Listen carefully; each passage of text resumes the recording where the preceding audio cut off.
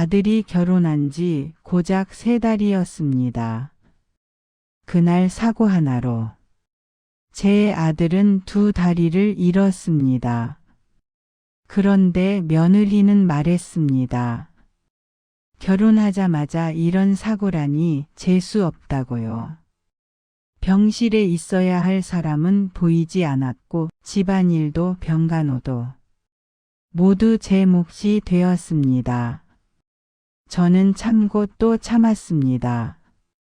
어미니까요. 하지만 그날 그 여자의 진짜 얼굴을 본 순간 저는 결심했습니다. 이건 참을 일이 아니라는 걸요. 오늘은 제가 시어머니로서 처음이자 마지막으로 복수를 결심하게 된 이야기를 들려드리겠습니다. 봄볕이 따스하던 어느 날 오후였습니다. 김영숙은 손에 쥔 휴대폰을 내려다보았습니다. 화면에 뜬 이름은 정우였습니다. 아들이었습니다. 결혼한 지 겨우 3달째였습니다. 그런 아들이 낮 시간에 전화를 한다는 게 예사롭지 않았습니다. 어머니. 목소리가 떨리고 있었습니다. 정우야, 무슨 일이니? 사고가 났어요. 그 한마디에 영숙의 세상이 흔들렸습니다. 병원으로 달려갔을 때 아들은 수술실에 있었습니다. 며느리 이수지는 복도 의자에 앉아 눈물을 흘리고 있었습니다. 영숙은 며느리의 어깨를 감싸 안았습니다. 괜찮아, 괜찮을 거야. 영숙 자신도 믿지 못하는 말이었습니다. 수술은 6시간이 걸렸습니다. 의사는 침통한 얼굴로 나왔습니다. 생명은 구했습니다만 그 뒤의 말은 차마 귀에 들어오지 않았습니다. 2다리를 모두 절단해야 했다는 것, 그것만이 영숙의 머릿속을 맴돌았습니다. 제 아들이, 제 정우가. 영숙은 그 자리에 주저앉았습니다. 병실로 옮겨진 아들의 모습은 차마 눈 뜨고 볼 수 없었습니다. 침대 아래로 내려오는 이불이 무릎 아래에서 평평하게 가라앉아 있었습니다. 영숙은 아들의 손을 꼭 잡았습니다. 어머니. 정우가 눈을 떴습니다. 아들아, 괜찮아.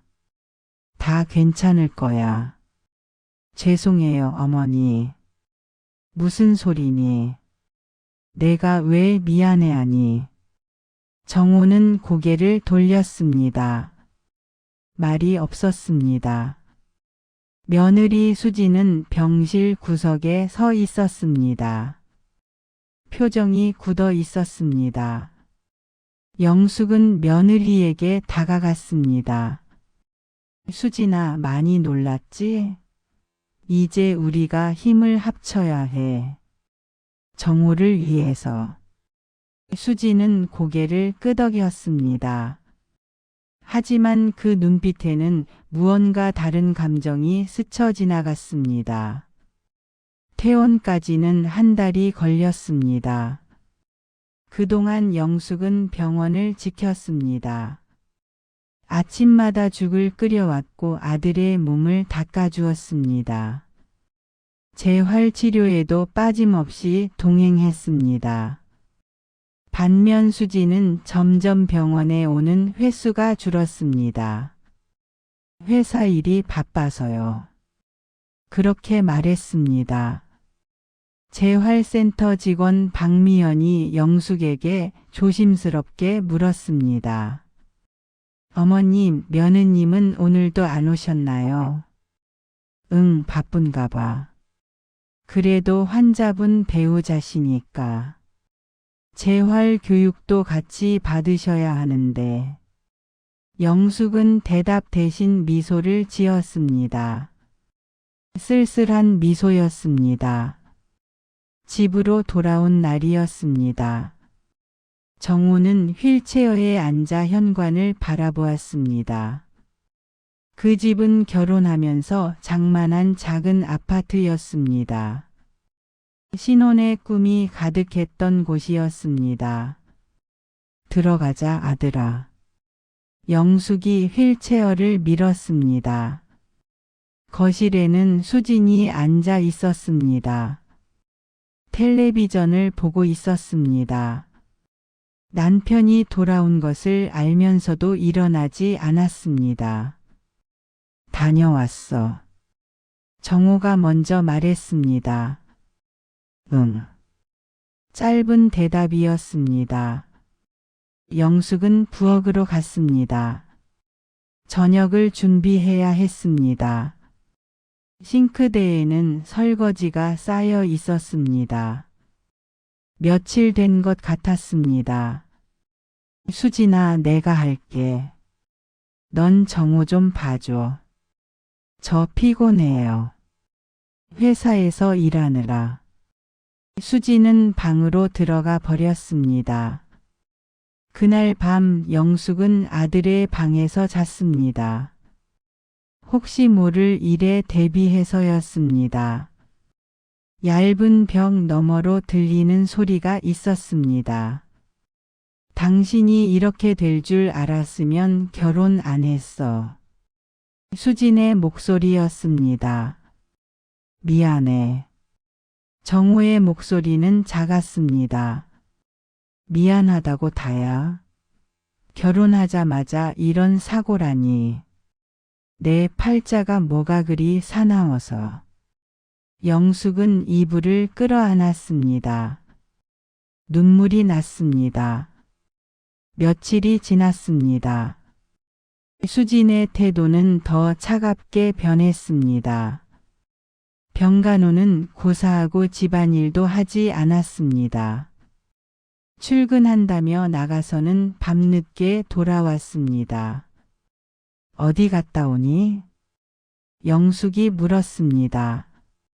회사 회식이요. 자주 있네, 회식이. 원래 이런 거예요. 어머님은 모르시죠? 말투에 가시가 돋쳐 있었습니다. 동네 슈퍼를 운영하는 최만식 할아버지가 영숙을 찾아왔습니다. 손에는 과일 봉지를 들고 있었습니다. 영숙 씨, 정호 많이 힘들겠어요. 네, 그래도 이겨내야죠. 근데 말이요. 며느리가 요즘 낮에 자주 보이던데. 영숙은 고개를 들었습니다. 낮에요? 응. 회사 간다면서 나가더니 카페에 앉아 있더라고. 어제도 그랬고. 영숙은 아무 말도 하지 않았습니다. 하지만 가슴 한구석이 무너지는 느낌이었습니다. 그날 저녁이었습니다. 수지는 또 외출 채비를 했습니다. 오늘도 나가니? 영숙이 물었습니다. 친구 만나요. 정호는 어쩌고. 어머님이 계시잖아요. 나는 내 남편의 어머니야. 내가 돌봐야지. 저도 제 인생이 있어요. 수진의 목소리가 높아졌습니다. 결혼하자마자 이 꼴이 됐는데 제가 뭘 어떻게 하라고요?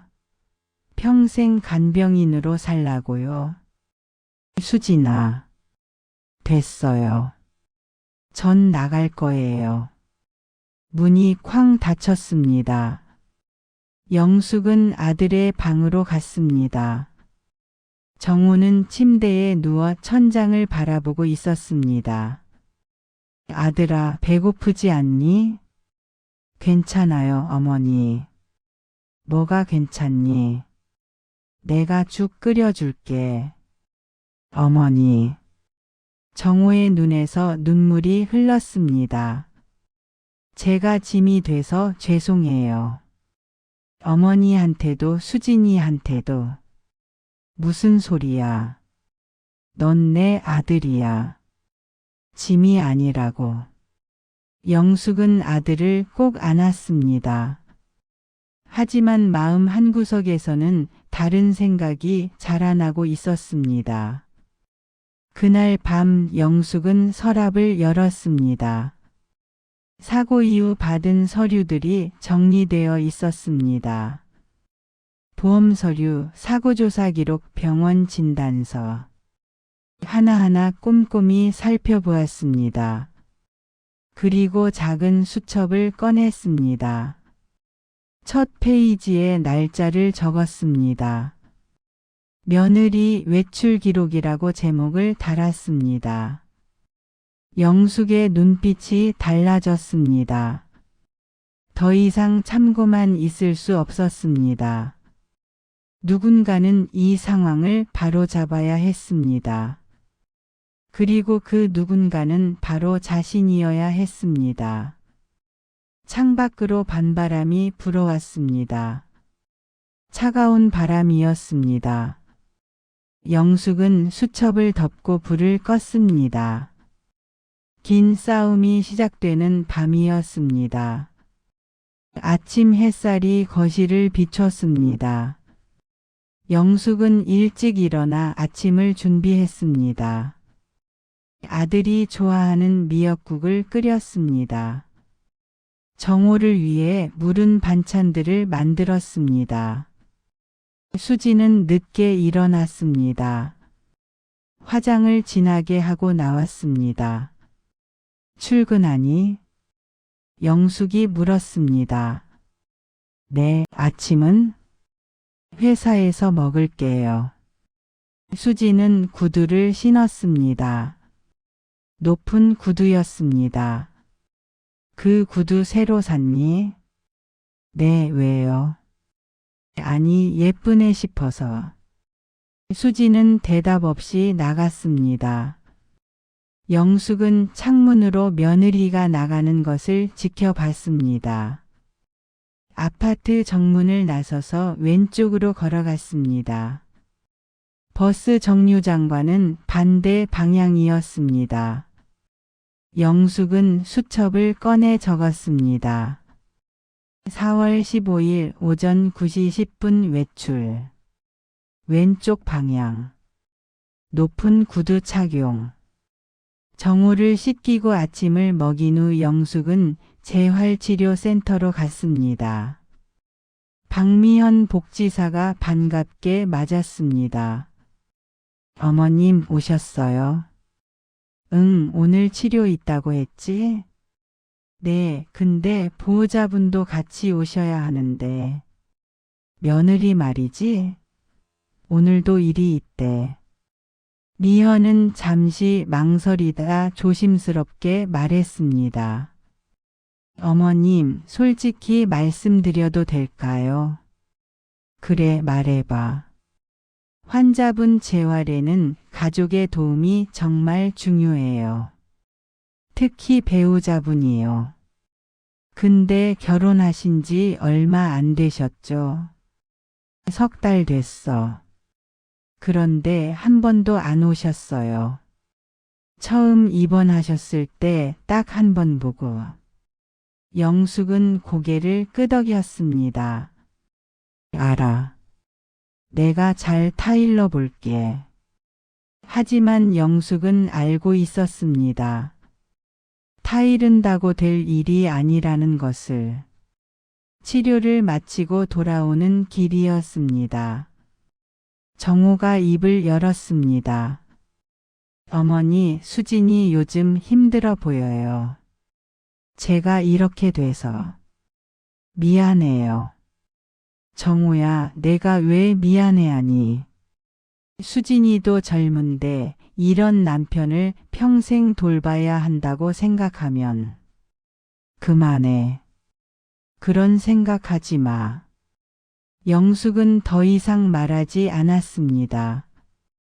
아들에게 며느리의 진짜 모습을 보여줄 때가 아니었습니다. 아직은. 집에 도착했을 때 수지는 없었습니다. 시계를 보니 오후 3시였습니다. 회사에 있을 시간이었습니다. 영숙은 최만식의 슈퍼로 갔습니다. 만식 씨, 오늘 우리 며느리 봤어요? 만식은 고개를 끄덕였습니다. 봤지. 오전에 그 카페 중앙로에 있는데 말이야. 거기서 누구랑 있더라고. 누구요? 남자. 젊은 남자였어. 양복 입고. 영숙의 심장이 쿵 내려앉았습니다. 확실해요. 내 눈으로 똑똑히 봤어.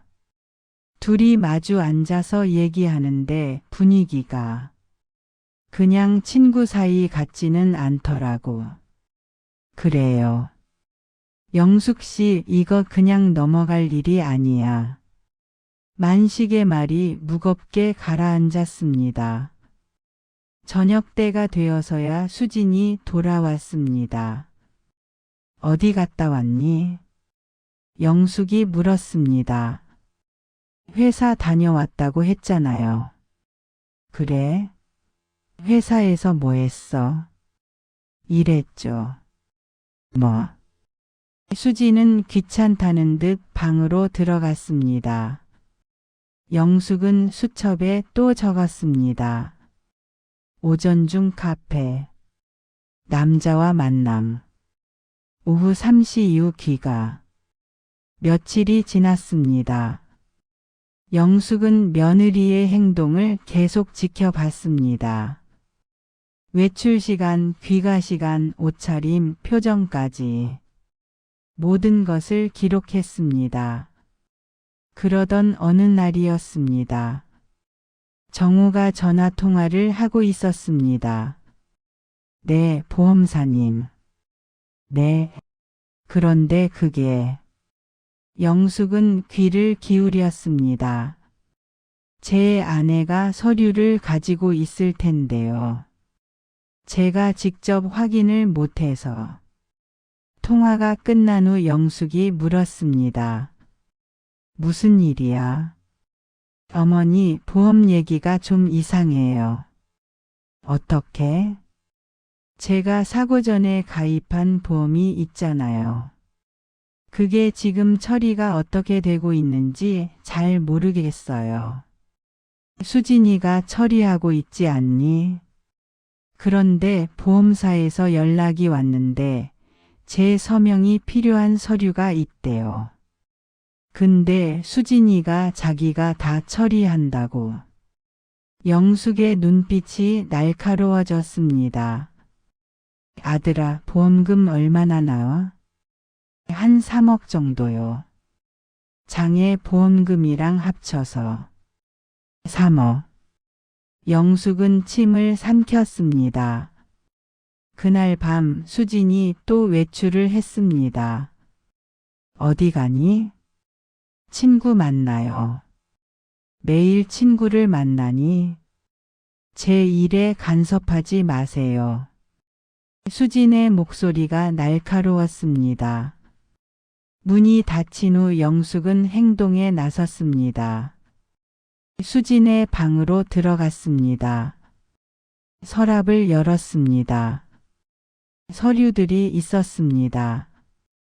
보험 청구서, 은행 통장, 계약서들. 영숙은 하나하나 확인했습니다. 그리고 휴대폰으로 사진을 찍었습니다. 그 중에 이상한 서류가 있었습니다. 재산 분할 협의서 초안. 아직 서명은 되지 않은 문서였습니다. 하지만 내용이 충격적이었습니다. 정호 명의의 아파트와 보험금을 어떻게 나눌 것인가에 대한 내용이었습니다. 이혼을 생각하고 있었구나.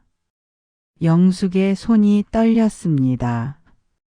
다음 날 아침이었습니다. 영숙은 보험회사에 전화를 했습니다. 여보세요. 제가 박정우 어머니인데요. 아들 보험건으로 여쭤볼 게 있어서요. 상담원이 친절하게 대답했습니다. 네, 말씀하세요. 지금 보험금 처리가 어떻게 되고 있나요? 현재 청구 접수는 됐고요.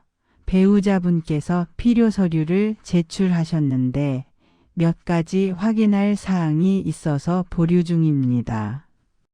무슨 확인 사항이죠? 죄송하지만 그건 본인이나 법정 대리인에게만 말씀드릴 수 있습니다. 영숙은 전화를 끊었습니다. 뭔가 수상했습니다. 오후에 최만식이 찾아왔습니다. 영숙 씨, 오늘도 며느리 봤어. 어디서요? 그 남자랑 또 있더라고. 이번엔 식당에서. 둘이 손을 잡고 있는 것도 봤어. 영숙은 주먹을 쥐었습니다. 사진 찍으셨어요? 응, 혹시 필요할까 봐. 만식은 휴대폰을 꺼내 보여줬습니다. 화면에는 수진과 낯선 남자가 식당 테이블에 마주 앉아 있었습니다. 수진이 웃고 있었습니다. 집에서는 한 번도 보지 못한 환한 미소였습니다. 고맙습니다. 이거 제 폰으로 보내주세요. 영숙 씨, 이제 어떻게 할 거야? 아직은 때가 아니에요. 조금 더 기다려야 해요. 그래도 제대로 해야 해요. 한 방에. 영숙의 눈빛에는 결연함이 서려 있었습니다. 그날 밤 영숙은 수첩을 펼쳤습니다. 지난 한 달간의 기록이 빼곡했습니다. 외출 기록 23회, 남자와의 만남 8회, 집안일 한 횟수 0회, 병원 방문 횟수 1회.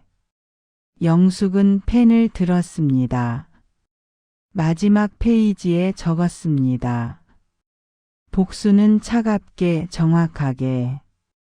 창밖으로 비가 내리기 시작했습니다. 봄비였지만 차가웠습니다. 영숙은 창문을 닫았습니다. 긴 밤이 시작되고 있었습니다. 5월의 아침이 밝았습니다. 영숙은 일찍 일어나 정오의 아침 식사를 준비했습니다. 아들의 얼굴은 날이 갈수록 수척해졌습니다. 어머니, 수진이 요즘 너무 늦게 들어와요. 알아. 혹시 쟤 때문에 힘든 건 아닐까요? 영숙은 대답하지 않았습니다. 아들에게 진실을 말할 때가 다가오고 있었습니다. 하지만 아직은 아니었습니다. 재활 치료를 마치고 돌아온 날이었습니다. 박미연이 영숙을 따로 불렀습니다. 어머님, 말씀드릴 게 있어요. 뭔데요? 정호 씨 치료 기록 있잖아요. 이게 보험이나 나중에 법적 문제가 생길 때 중요한 증거가 될 수 있어요. 무슨 말이에요? 배우자가 환자를 방임했다는 기록이요. 한 달 넘게 단 한 번도 안 오셨어요. 이건 공식 기록에 다 남아요. 영숙의 가슴이 뛰었습니다. 그 기록 제가 받을 수 있나요? 당연하죠. 환자 보호자시니까요. 주세요. 필요할 것 같아요. 미현은 고개를 끄덕이며 서류를 준비했습니다. 집으로 돌아가는 길이었습니다. 정호가 조용히 말했습니다. 어머니, 저 수진이랑 얘기 좀 해봐야 할 것 같아요. 무슨 얘기? 우리 이대로는 안 될 것 같아요. 정우야, 수진이도 힘들 거예요. 제가 이런 몸이 됐으니까 차라리 헤어지는 게 안 돼. 영숙의 목소리가 커졌습니다. 왜 내가 헤어지자고 해야 하니? 내가 잘못한 게 뭐가 있어? 하지만 아들아, 조금만 기다려. 어머니가 다 알아볼게. 정호는 더 이상 묻지 않았습니다. 그날 저녁 수지는 더 늦게 들어왔습니다. 시계는 밤 11시를 가리키고 있었습니다. 이 시간에 어디서 오는 거니? 영숙이 물었습니다. 친구들이랑 있었어요. 매일 밤 11시까지 제 시간이에요. 제 맘대로 쓸 거예요. 정우는 어떡하고? 어머님이 계시잖아요. 수진의 목소리에는 짜증이 가득했습니다. 결혼하자마자 이 꼴이 됐는데 제가 어떡하라고요? 평생 이렇게 살라고요? 수진아, 그래도 정호는 내 남편이야. 남편? 이제 남편도 아니에요. 그냥 짐덩이일 뿐이에요. 그 말이 떨어지자마자 방문이 열렸습니다. 정우가 휠체어를 타고 나왔습니다. 수진아, 방금 뭐라고 했어? 수진의 얼굴이 하얗게 질렸습니다. 오빠, 내가 짐덩이라고 했지? 내가 다 들었어. 아니, 그게 아니라. 됐어. 이제 알았어. 정호는 방으로 들어가 문을 닫았습니다. 수지는 가방을 집어들고 나가버렸습니다. 영숙은 아들의 방문 앞에 섰습니다.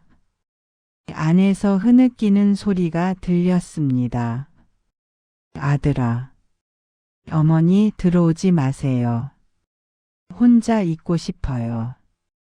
영숙은 그 자리에 주저앉았습니다. 눈물이 났습니다. 다음 날 아침이었습니다. 영숙은 일찍 나섰습니다. 갈 곳이 있었습니다. 정호가 다니던 회사였습니다. 인사팀 차장을 만났습니다. 어머님, 정호 씨 일로 오셨나요? 네, 사고 당시 상황을 좀 알고 싶어서요. 차장은 잠시 망설이다 말했습니다. 사실 저희도 좀 이상하다고 생각했어요. 뭐가요?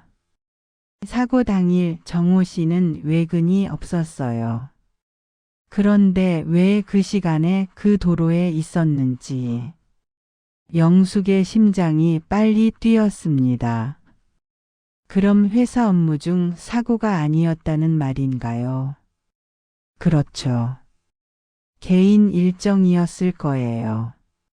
그래서 산재 처리가 안 됐고요. 그날 정우가 왜 거기 있었는지 아세요? 차장은 고개를 저었습니다. 모릅니다. 근데 한 가지 더 이상한 게 있어요. 뭔데요? 사고 나기 일주일 전쯤 정호 씨가 고액 보험을 추가로 들었어요. 회사에서 단체 보험 외에 개인적으로요. 영숙은 숨이 막혔습니다. 누가 권유했나요? 그건 저도 모르겠습니다. 근데 보험 설계사가 회사로 찾아왔었어요. 젊은 여자였는데 영숙은 더 이상 듣지 않아도 알 것 같았습니다. 회사를 나와 보험사로 향했습니다. 상담실에서 담당자를 만났습니다. 박정호 씨 보험건으로 왔습니다. 저는 어머니고요. 아, 네. 그런데 본인 동의 없이는 제가 법정 대리인입니다. 아들이 지금 거동이 불편해서 제가 모든 걸 처리하고 있어요. 영숙은 준비해 온 서류를 내밀었습니다. 담당자는 서류를 확인하고 컴퓨터를 확인했습니다. 현재 보험금 청구가 2건 들어와 있네요. 2건이요? 네. 하나는 정호 씨 명의로, 하나는 배우자분 명의로요. 배우자 명의요? 네, 수익자 변경 신청이 들어왔었는데 서명이 좀 이상해서 보류 중입니다. 영숙의 머릿속이 복잡해졌습니다. 그 서류 볼 수 있나요? 죄송하지만 이건 법적 문제가 될 수 있어서. 알겠습니다. 감사합니다. 영숙은 밖으로 나왔습니다. 모든 퍼즐이 맞춰지고 있었습니다. 며느리는 처음부터 보험금을 노렸습니다. 사고는 우연이 아닐 수도 있었습니다. 영숙은 경찰서로 향했습니다. 교통사고 담당 형사를 만났습니다. 박정호 씨 사고건 말이죠. 네, 혹시 당시 조사 기록 볼 수 있을까요? 유족이시니까 열람은 가능합니다. 형사는 파일을 꺼내 보여줬습니다. 영숙은 하나하나 읽어 내려갔습니다. 사고 당시 정호는 승용차를 몰고 가다가 중앙선을 넘은 트럭과 충돌했습니다. 트럭 운전사는 음주 상태였습니다. 하지만 이상한 점이 있었습니다.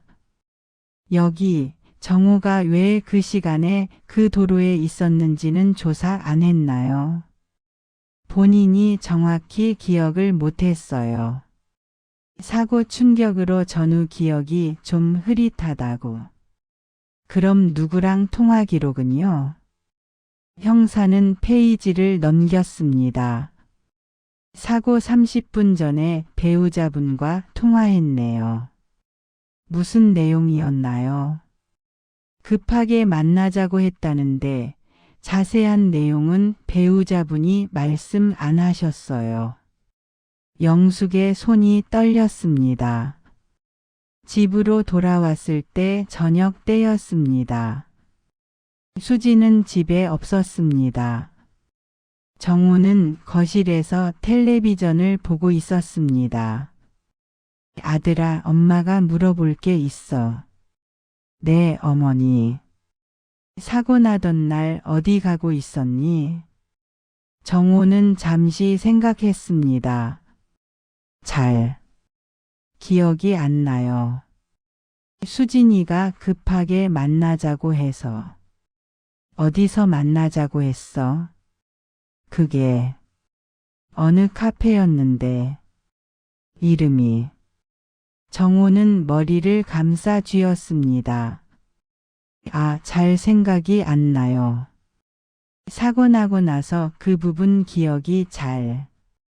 괜찮아. 천천히 생각해봐. 영숙은 아들을 진정시켰습니다. 하지만 확신이 들었습니다. 수진이 정호를 그곳으로 불러냈습니다. 그리고 사고가 났습니다. 우연치고는 너무 많은 것들이 맞아떨어졌습니다. 밤늦게 수진이 돌아왔습니다. 영숙은 거실에서 기다리고 있었습니다. 들어와서 앉아봐. 왜요? 피곤한데. 앉으라니까. 영숙의 목소리에는 힘이 실려 있었습니다. 수지는 마지못해 소파에 앉았습니다. 뭔데요? 너 지금 다른 남자 만나고 있지? 수진의 얼굴이 굳었습니다. 무슨 소리예요? 증거 다 있어. 사진도 있고. 그건. 그리고 보험금. 내 명의로 바꾸려고 했지. 수지는 일어섰습니다. 제가 뭘 어쨌다고요? 제 인생이에요. 내 인생. 정호는? 내 남편은? 남편. 저 장애인이 무슨 남편이에요. 그 순간이었습니다. 정호의 방문이 열렸습니다. 수진아. 정호가 휠체어를 타고 나왔습니다. 얼굴이 창백했습니다. 오빠 아니. 이제 됐어. 다 들었어. 정호는 영숙을 바라봤습니다. 어머니 이혼하고 싶어요. 아들아. 이제 알았어요. 수진이가 날 어떻게 생각하는지. 그리고 처음부터 뭘 노렸는지.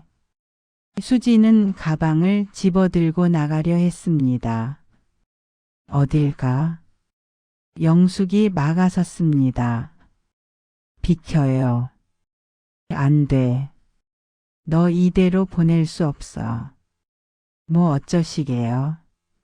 때리시게요? 아니. 영숙은 차갑게 웃었습니다. 법으로 할 거야.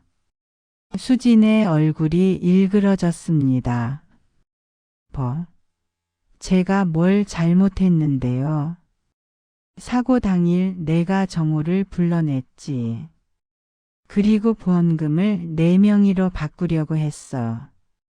이게 우연이니? 그건. 경찰에 다시 조사 요청할 거야. 너랑 그 남자, 보험 설계사까지 다 조사받게 될 거야. 수지는 뒷걸음질 쳤습니다. 미쳤어요. 증거도 없으면서. 증거? 한 달 넘게 모았어. 내 외출 기록, 남자와 만난 사진, 보험 서류, 병원 방임 기록 다 있어. 영숙은 파일을 꺼내 탁자에 던졌습니다. 서류들이 쏟아져 나왔습니다. 수지는 그것들을 보고 얼굴이 하얗게 질렸습니다. 이건. 내가 정호를 어떻게 대했는지, 무엇을 노렸는지 다 여기 있어. 수지는 주저앉았습니다. 죄송해요. 제가 미쳤어요. 이제 와서 사과? 늦었어. 영숙은 휴대폰을 들었습니다. 내일 변호사랑 경찰서 갈 거야. 너도 각오해. 수지는 울기 시작했습니다. 하지만 영숙의 마음은 흔들리지 않았습니다. 아들을 지켜야 했습니다. 그리고 이 여자에게 대가를 치르게 해야 했습니다. 밤은 깊어갔습니다. 영숙은 창밖을 바라봤습니다. 긴 싸움이었습니다. 하지만 이제 끝이 보였습니다. 아침 햇살이 차가웠습니다. 영숙은 일찍 일어나 준비를 했습니다. 오늘은 중요한 날이었습니다. 변호사 사무실에 갈 예정이었습니다. 정호는 어젯밤 잠을 설쳤는지 얼굴이 피곤해 보였습니다. 어머니, 정말 이렇게까지 해야 할까요? 그래야지. 내가 당한 걸 그냥 넘어갈 순 없어. 하지만 아들아, 내가 약해서 이렇게 당한 거야. 이제는 강해져야 해. 정호는 고개를 끄덕였습니다. 수지는 방에서 나오지 않았습니다. 어젯밤부터 문을 잠그고 있었습니다. 영숙은 문을 두드렸습니다. 수진아, 나와. 오늘 같이 가야 해. 싫어요. 안 나오면 경찰 부를 거야. 잠시 후 문이 열렸습니다. 수진의 얼굴은 울어서 부어 있었습니다.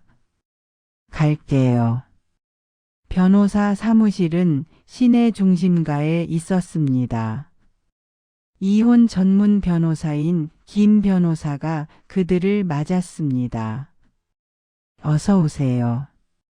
전화로 대충 들었는데 자세히 얘기해 보시죠. 영숙은 준비해 온 파일을 내밀었습니다. 여기 다 있습니다.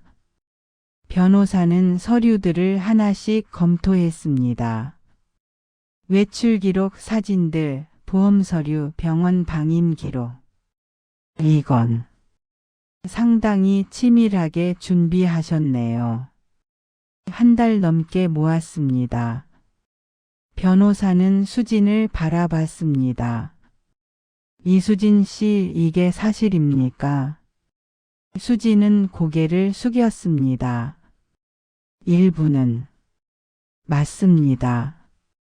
일부가 아니라 전부지.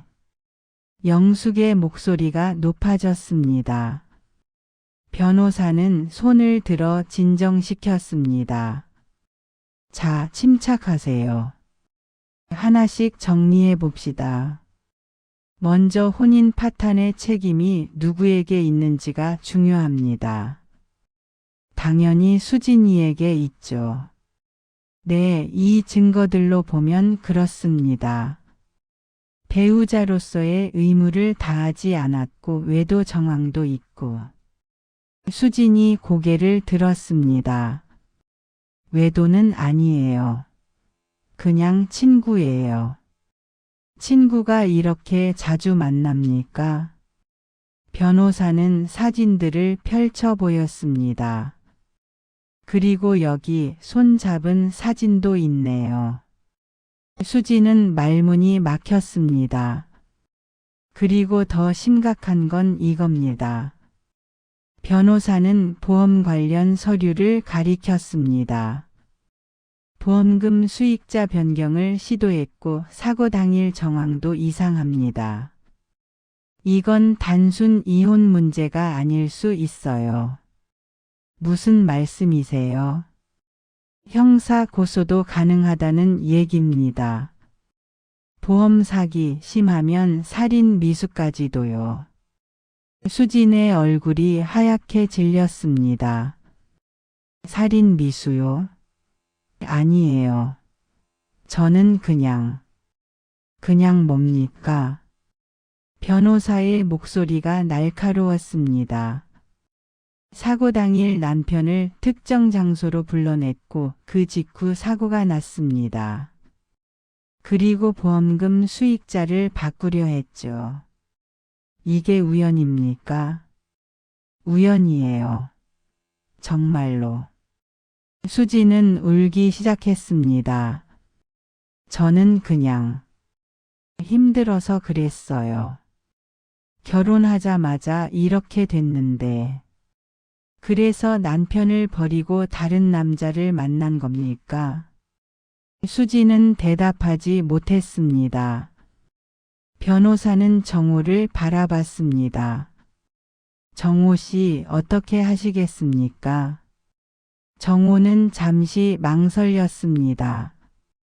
이혼하고 싶습니다. 재산 분할은요? 수진에게 줄 건 없습니다. 혼인 파탄의 책임이 전적으로 수진에게 있으니까요. 위자료는 청구하시겠습니까? 정호는 어머니를 바라봤습니다. 영숙이 대신 대답했습니다. 청구합니다. 정신적 피해에 대한 보상을 받아야죠. 변호사는 고개를 끄덕였습니다.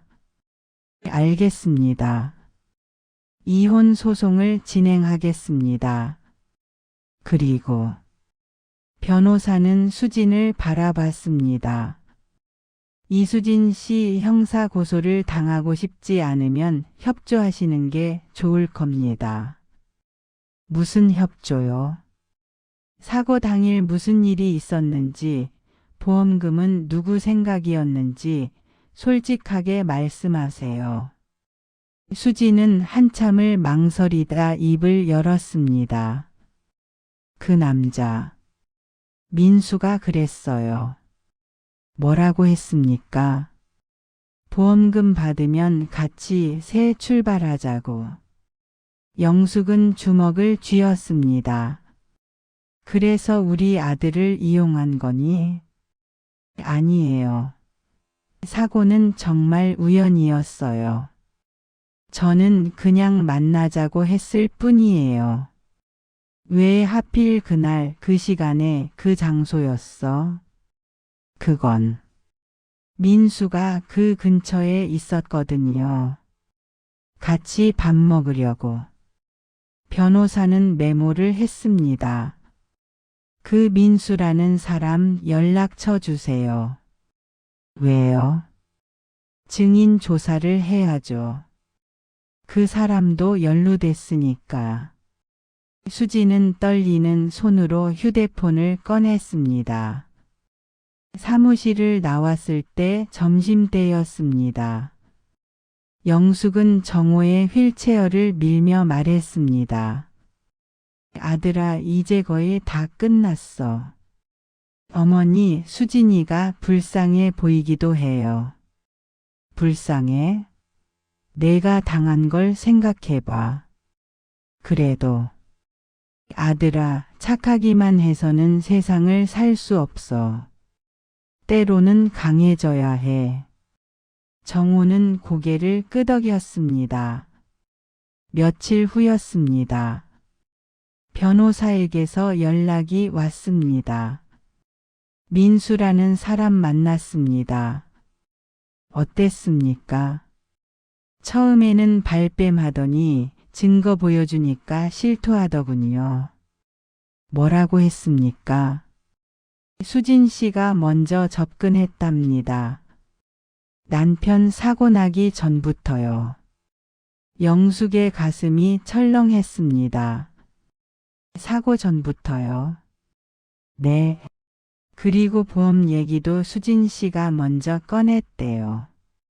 고액 보험 들라고 권유한 것도. 그럼 계획적이었을 가능성이 큽니다.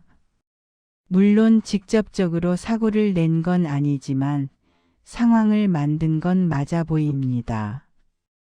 영숙은 휴대폰을 꽉 쥐었습니다. 그 여자를 반드시 벌받게 해야 해요. 진정하세요. 법적으로 처리할 겁니다. 전화를 끊고 영숙은 정우에게 말했습니다. 아들아, 수진이가 사고 전부터 계획한 거였어.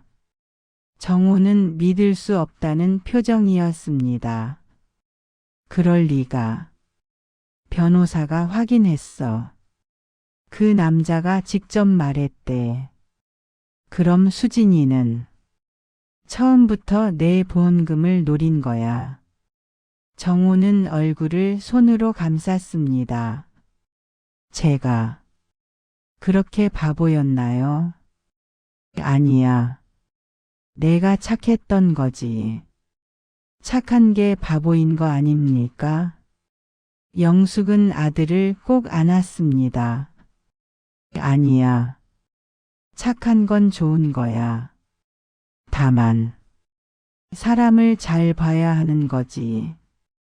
그날 밤이었습니다. 수진이 집을 나간다고 했습니다. 어디 가니? 친정에요. 더 이상 여기 못 있겠어요. 재판 끝날 때까지는 있어야지. 싫어요. 수지는 가방을 쌌습니다. 마음대로 해. 하지만 도망가면 더 불리해질 거야. 상관없어요.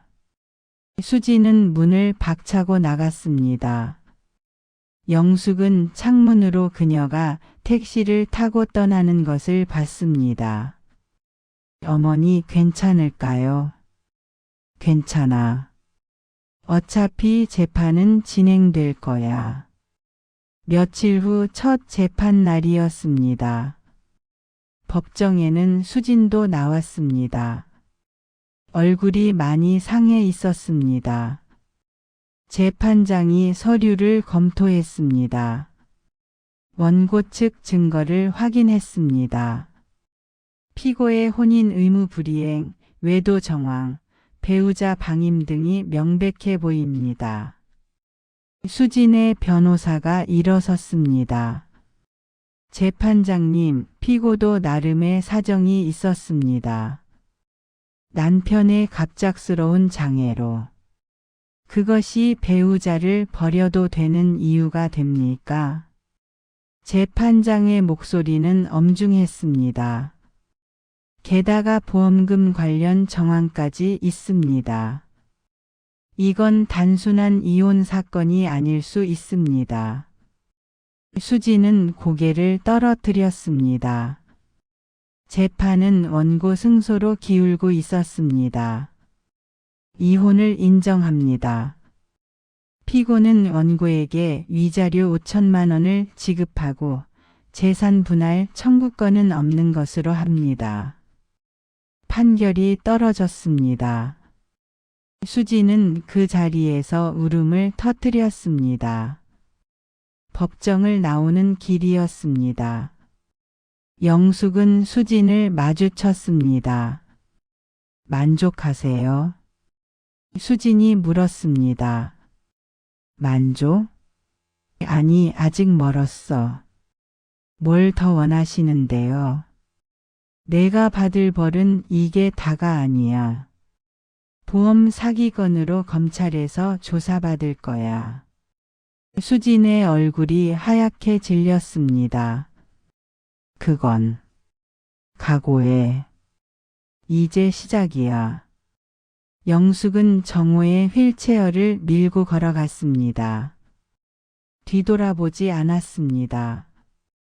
아들을 지켰습니다. 그리고 대가를 치르게 했습니다. 이제 남은 것은 아들의 새 인생이었습니다. 가을이 깊어가고 있었습니다. 재판이 끝난 지 석 달이 지났습니다. 정호는 많이 달라져 있었습니다. 재활 치료에 적극적으로 참여했고 표정도 밝아졌습니다. 어머니, 오늘 치료 선생님이 칭찬하셨어요. 그래? 뭐라고? 많이 좋아졌다고. 이제 혼자서도 웰할 수 있을 것 같대요. 영숙은 아들의 머리를 쓰다듬었습니다. 잘했어, 아들아. 어머니 덕분이에요. 무슨 소리니? 내가 잘한 거지. 박미현 복지사가 찾아왔습니다. 정호 씨, 오늘 드릴 소식이 있어요. 무슨 소식인데요? 장애인 직업 재활 프로그램 있잖아요. 거기서 정호 씨 받아주겠대요. 정말요? 정호의 눈이 빛났습니다. 네. 컴퓨터 관련 일인데 정호 씨 전공이 그쪽이잖아요. 감사합니다. 영숙은 옆에서 눈물을 닦았습니다. 어머니, 왜 우세요? 기쁜 눈물이야. 그날 저녁 집에 손님이 찾아왔습니다. 최만식 할아버지였습니다. 영숙 씨 잘 지내요? 네, 덕분에요. 들어오세요. 만식은 과일 바구니를 내밀었습니다. 정우도 많이 좋아 보이네. 네, 이제 일도 시작하게 됐어요. 잘 됐어. 그래야지. 만식은 차를 한 모금 마시고 물었습니다. 그 며느리는 어떻게 됐어요? 검찰 조사받고 있어요. 보험 사기 혐의로. 그래요? 당연한 거지. 처벌이 어떻게 나올지는 모르겠지만 집행유예는 받을 것 같아요. 그래도 전과자가 되는 거잖아요. 네. 그게 수진이가 받을 벌이겠죠. 두 사람은 잠시 침묵했습니다. 만식이 입을 열었습니다. 영숙 씨, 내가 보기엔 당신이 정말 대단해요. 무슨 소리예요? 아들 지키려고 그렇게 치밀하게 준비하다니. 보통 사람은 못해요. 어머니라면 다 하는 거예요. 아니에요. 당신은 특별해요. 참기만 한 게 아니라 싸웠잖아요. 영숙은 미소를 지었습니다. 그냥 해야 할 일을 한 것뿐이에요. 만식은 고개를 끄덕였습니다. 앞으로도 잘 될 거예요. 정우도 다시 일어설 거고. 그러길 바라죠. 겨울이 왔습니다. 정우는 직업 재활 프로그램에 다니기 시작했습니다. 매일 아침 출근하듯 나갔습니다. 다녀오겠습니다. 그래, 조심히 다녀와. 영숙은 아들이 나가는 뒷모습을 바라봤습니다. 휠체어를 타고 있었지만 등이 곧았습니다. 프로그램 센터에서 정호는 새로운 사람들을 만났습니다. 같은 처지의 사람들이었습니다. 장애를 가진 사람들. 하지만 모두 열심히 살고 있었습니다. 정호 씨 처음이시죠? 한 여성이 말을 걸었습니다. 네, 박정호라고 합니다. 저는 이지영이에요. 저도 휠체어 쓴 지 5년 됐어요. 그러세요? 처음엔 힘들었는데 이제는 괜찮아요. 적응하면 할 수 있는 게 많아요. 정호는 그녀의 밝은 미소를 보며 용기를 얻었습니다. 저도 잘할 수 있을까요? 당연하죠. 천천히 하면 돼요. 그날부터 정호는 컴퓨터 프로그래밍을 배웠습니다. 원래 전공이었기에 쉽게 따라갈 수 있었습니다. 한 달이 지났습니다. 정호는 첫 프로젝트를 완성했습니다. 간단한 웹사이트였지만 스스로 만든 것이었습니다. 어머니 봐주세요. 우리 아들 대단한데? 제가 혼자 다 만들었어요. 영숙은 아들을 안았습니다. 자랑스러워 정호야. 정호의 눈에서 눈물이 흘렀습니다. 어머니, 제가 다시 사람이 된 것 같아요. 무슨 소리니? 넌 항상 사람이었어. 아니에요. 사고 나고 나서 전 사람이 아니라 짐이었어요. 근데 이제는 다시 살 수 있을 것 같아요. 영숙은 말없이 아들을 안고 울었습니다. 기쁜 눈물이었습니다. 어느 날이었습니다.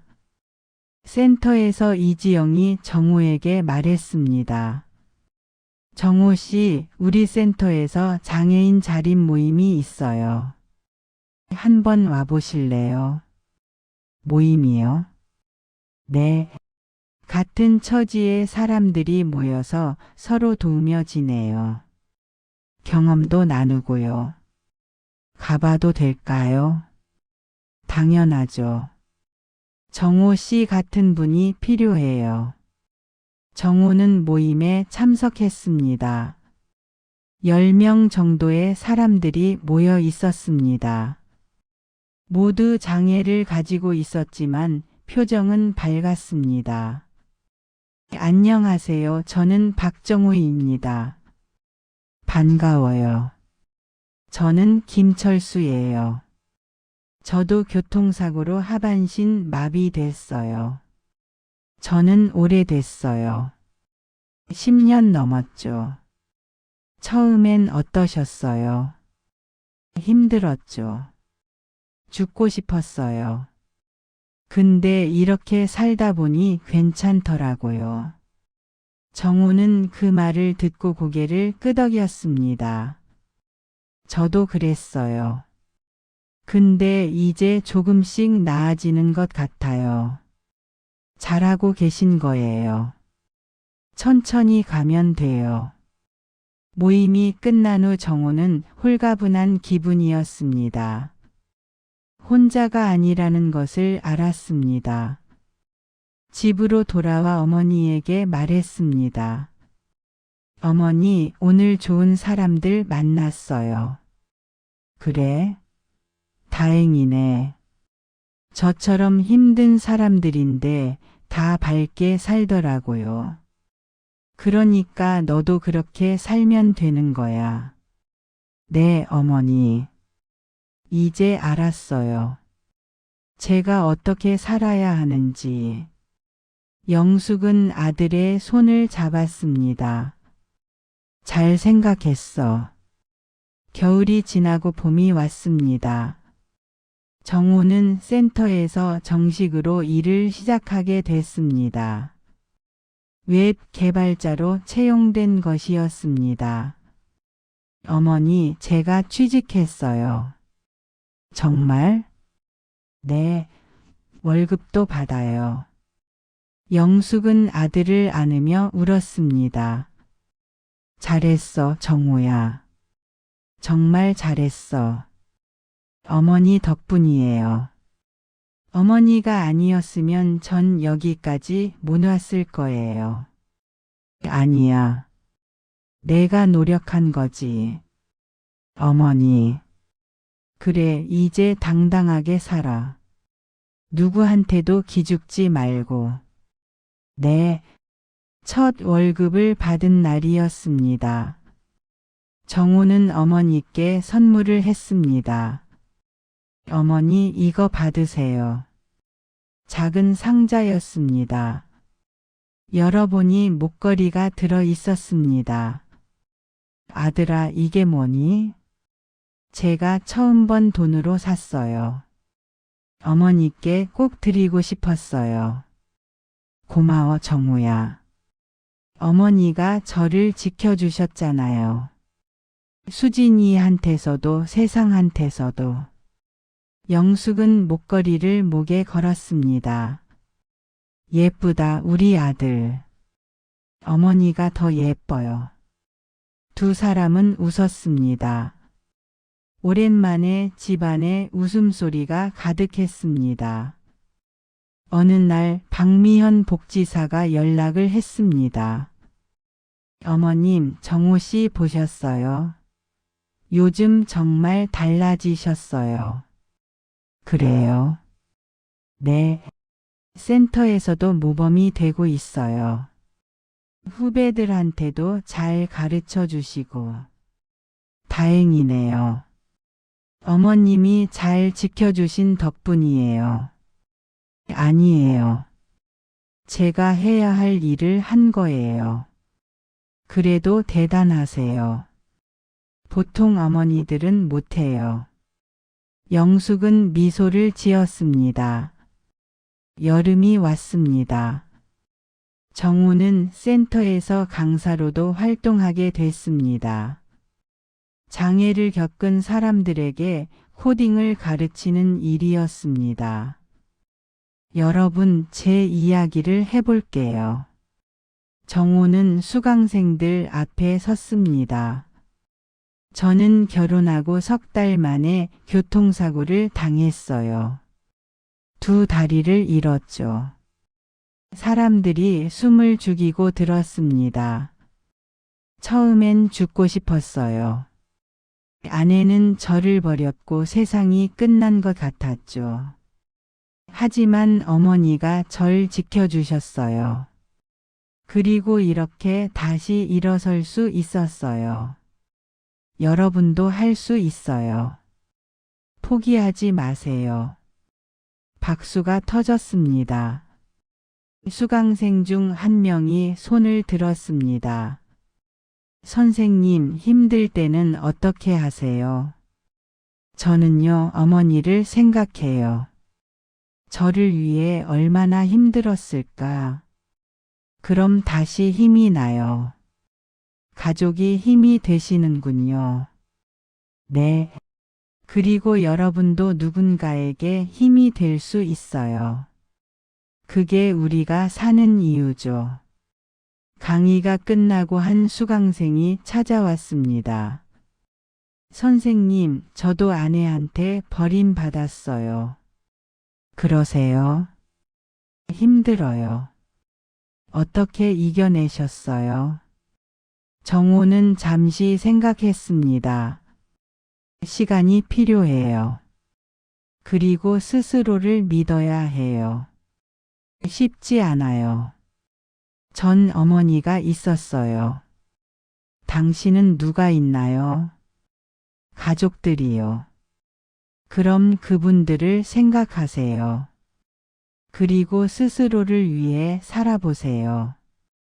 수강생은 고개를 끄덕이며 돌아갔습니다. 정호는 그의 뒷모습을 보며 생각했습니다. 나도 이렇게 누군가에게 도움이 되는구나. 가을이 다시 왔습니다. 사고가 난 지 2년이 지났습니다. 정호는 이제 완전히 자립했습니다. 혼자서도 모든 일을 할 수 있었습니다. 어머니, 이제 저 혼자 살아볼까 해요. 혼자? 네. 센터 근처에 장애인 편의시설이 잘 된 아파트가 있어요. 거기서 살아보려고요. 영숙은 잠시 망설였습니다. 괜찮겠니? 네. 이제 혼자서도 할 수 있어요. 어머니가 가르쳐 주신 대로요. 그래. 내가 그렇게 하고 싶다면.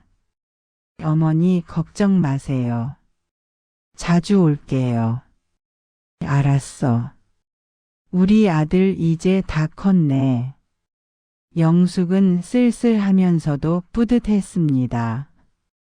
이사하는 날이었습니다. 영숙은 아들의 짐을 챙겨 주었습니다. 이것도 가져가고 저것도 가져가. 어머니 너무 많아요. 그래도 필요할 거야. 어머니. 정호는 어머니를 안았습니다. 감사해요. 제 인생을 돌려주셔서. 무슨 소리니? 내가 스스로 찾은 거지. 아니에요. 어머니가 지켜주셨어요. 수진이한테서도 절망에서도. 영숙은 아들의 등을 토닥였습니다. 이제 당당하게 살아. 누구한테도 미안해하지 말고. 네, 어머니. 그날 저녁이었습니다. 영숙은 혼자 집에 앉아 있었습니다. 조용했습니다. 하지만 외롭지 않았습니다. 아들이 다시 일어섰습니다. 그것만으로 충분했습니다. 창밖으로 달빛이 들어왔습니다. 영숙은 수첩을 꺼냈습니다. 그 수첩에는 며느리의 기록이 빼곡히 적혀 있었습니다. 한 페이지씩 넘기며 영숙은 생각했습니다. 나는 옳은 일을 했다. 복수가 아니었습니다. 정의였습니다. 아들을 지킨 것이었습니다. 수첩을 덮고 영숙은 일어났습니다. 서랍 깊은 곳에 수첩을 넣었습니다. 이제 더 이상 필요 없었습니다. 며칠 후였습니다. 정호에게서 전화가 왔습니다. 어머니, 오늘 센터에서 상 받았어요. 상? 네, 올해의 모범 직원상이요. 정말? 축하한다, 아들아. 어머니 덕분이에요. 내가 잘한 거지. 어머니, 토요일에 시간 되세요? 왜? 제가 밥 사드리고 싶어요. 제 돈으로요. 영숙은 웃었습니다. 그래, 가자. 토요일이 왔습니다. 정호는 좋은 식당을 예약했습니다. 어머니, 여기 앉으세요. 여기 비싼 데 아니니? 괜찮아요. 오늘은 제가 쏘는 날이에요. 둘은 마주 앉았습니다. 어머니, 건배해요. 무슨 건배? 새로운 시작이에요. 제 인생에. 영숙은 잔을 들었습니다. 그래, 건배하자. 잔이 부딪혔습니다. 어머니, 물어봐도 돼요. 뭐? 수진이는 어떻게 됐어요? 영숙은 잠시 침묵했습니다. 집행유예 받았어. 그리고 다른 지역으로 이사 갔대. 그렇군요. 미안하니? 아니요. 이제는 아무 감정도 없어요. 그래, 그게 잘 된 거야. 어머니, 궁금한 게 있어요. 뭔데? 어머니는 언제부터 알았어요? 수진이가 그런 사람인 걸. 영숙은 잠시 생각했습니다. 처음부터는 아니었어. 근데 점점 이상했지. 그래서 지켜봤어. 그리고 증거를 모으셨군요. 그래. 감으로는 안 되니까. 증거가 필요했어. 대단하세요, 어머니. 아니야. 그냥 엄마가 할 일을 한 거지. 정호는 고개를 끄덕였습니다. 어머니, 제가 다시 결혼할 수 있을까요? 당연하지. 왜 못해? 이 몸으로요? 내 몸이 어때서? 내 마음이 중요하지. 그래도 정호야, 너는 멋진 사람이야. 자신을 믿어. 정호는 눈시울이 붉어졌습니다. 감사해요, 어머니. 고맙긴. 앞으로 잘 살기만 해. 식사를 마치고 나오는 길이었습니다. 거리에는 사람들이 많았습니다. 정호는 휠체어를 타고 당당하게 나아갔습니다. 더 이상 고개를 숙이지 않았습니다. 영숙은 그런 아들의 뒷모습을 보며 생각했습니다. 이제 내 역할은 끝났구나. 하지만 끝이 아니었습니다. 새로운 시작이었습니다. 아들의 새 인생. 그리고 자신의 새 인생. 겨울이 다시 오고 있었습니다. 하지만 춥지 않았습니다. 가슴이 따뜻했습니다. 세상은 때로 잔인했습니다. 하지만 포기하지 않으면 이길 수 있었습니다. 영숙은 그것을 증명했습니다. 치밀하게, 조용히 하지만 확실하게. 복수가 아니라 정의였습니다. 약한 사람을 지키는 것. 그것이 진짜 강함이었습니다. 영숙은 하늘을 올려다봤습니다. 구름 사이로 햇살이 비쳤습니다. 따뜻한 빛이었습니다.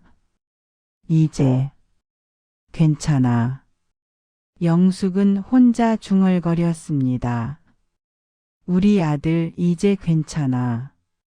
바람이 불어왔습니다. 차갑지만 상쾌한 바람이었습니다.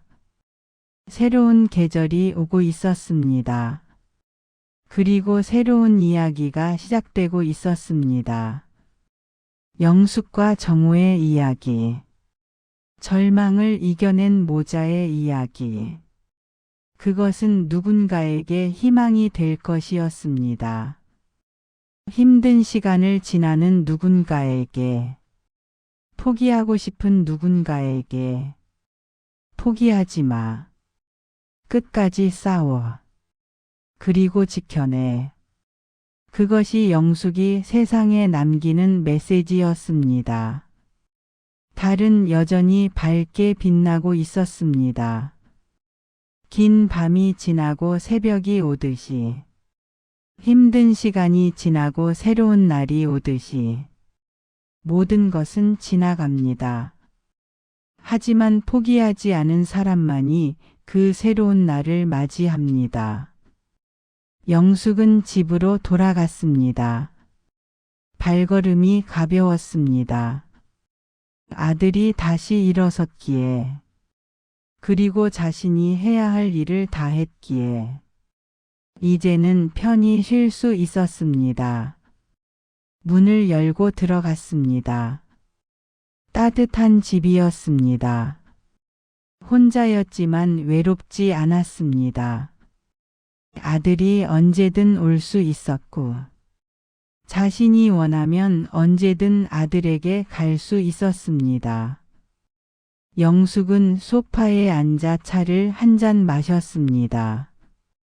창밖으로 첫눈이 내리기 시작했습니다. 하얀 눈이었습니다. 세상을 덮는 눈. 모든 것을 새롭게 만드는 눈. 새로운 시작이구나. 영숙은 미소 지었습니다.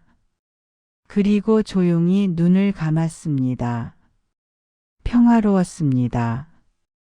오랜만에 찾아온 평화였습니다. 싸움은 끝났습니다.